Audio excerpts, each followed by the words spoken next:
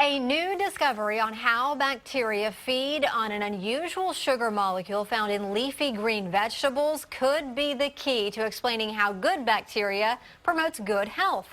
Here to talk about these new findings is Tarie Beldin. She is a registered dietitian at St. David's Round Rock Medical Center.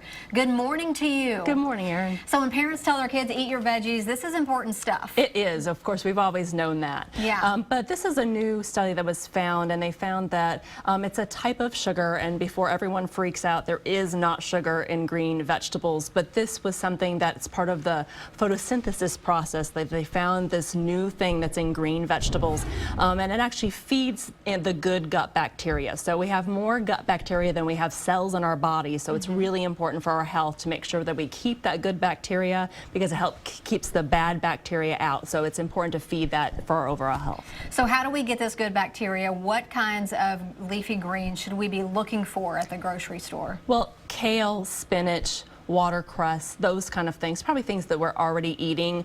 But other forms of prebiotics are things like onion and garlic and asparagus.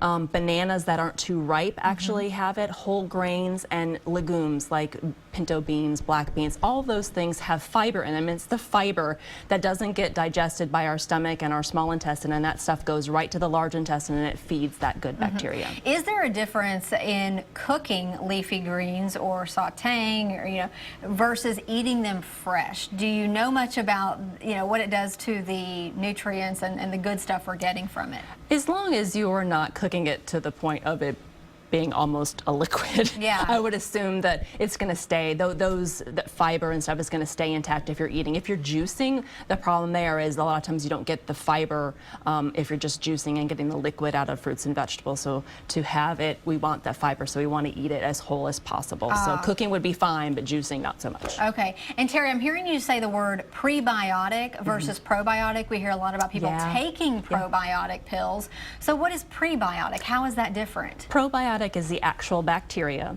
and prebiotic is the food for the bacteria. So the prebiotic is, again, those vegetables, the beans, the legumes, those are the things we want to eat. But if you're healthy, you don't need a probiotic, but if you've gone through a course of antibiotics or you've had a stomach virus, perhaps you want to take a probiotic supplement or just increase yogurt. You could eat yogurt every day, that wouldn't be a problem.